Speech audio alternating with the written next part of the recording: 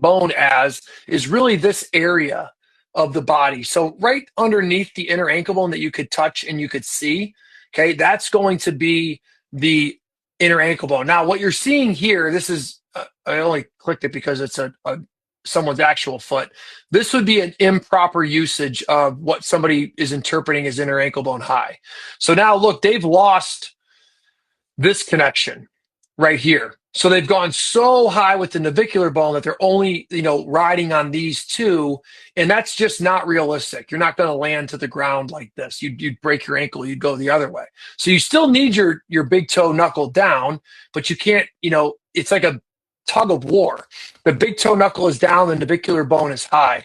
What you guys are going to see is when we go into the floating heel exercises, we're trying our best. Okay, like this is somebody doing it again. Little too much turn in of the heel. Okay, closer, but still, could be a little bit more grounded through the big toe knuckle. So it looks more like this.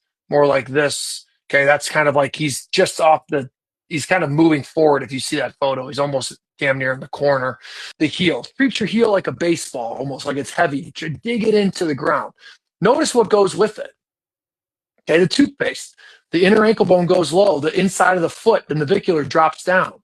So when you get heavy in the heel, that's what we don't want. You're not going to be doing that in your squats. Okay, if you got your inner ankle bones high and you're out here, you're not in your heel. You may feel your skin of your heel there. It might scare you a little bit at first as you're adjusting, but this is what we don't want. So that's bad. That's a bad squat. That's a bad lunge, okay? That's a bad walk. And that's so heavy. So just to clear your mind and not be scared, walk with heavy heels. See what you're going to see people come in and you're going to recreate their walk. Look, as I'm walking forward and back, watch my heels. Okay, as I'm pushing back, look at my heels. All right, now switch it. Walk on the cuboid bones. Walk forward and back on your cuboid bones. And notice the difference of, yeah, my heel scuffs, but I'm not like really beating up my heel. I'm not heavy. I'm actually not heavy right there. In that moment, when I put my foot down and I reset, this moment right here, put my foot down and reset, that leg that's taking all the heat is cuboid bone. And then spin it around the corner, there's my toe tuck. Cuboid bone, spin it around the corner, there's my toe tuck, and I'm releasing. And back, if you would, towards the shin. I want you guys to notice that if your foot is straight and your inner ankle bone is high, you don't have to collapse that arch. So at no point should I have to collapse that arch as I'm working through that range if my toe box can splay and I can keep that arch high if my toe box can splay. But if my big toes are really glued together and pushed outward, you're going to have to compensate through the midfoot. So what we'll do is we'll work on this toe tuck position, okay, which you will naturally do. If you guys are standing, I want you to go down to the ground.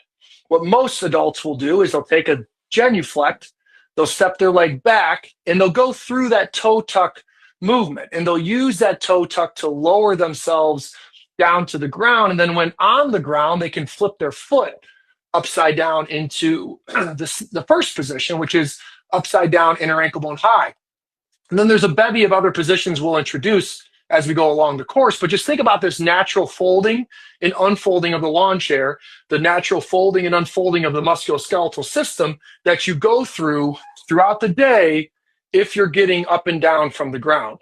So I'm getting up and down from the ground, going through my toe tuck position, flipping my foot upside down, and now see that upside down flip as a sort of a natural progression of this. Here's my upright foot. Imagine if I go through toe tuck.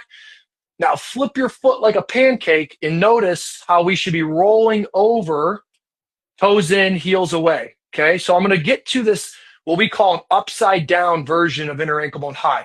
Literally what we're saying is here's my upright arch. If I take that and I flip it upside down, that's what it should look like. Okay, if I take a crooked foot like this, a collapsed arch, and I flip that upside down, that's what that would look like. Now, this is usually associated with a security risk, okay, to say it nicely.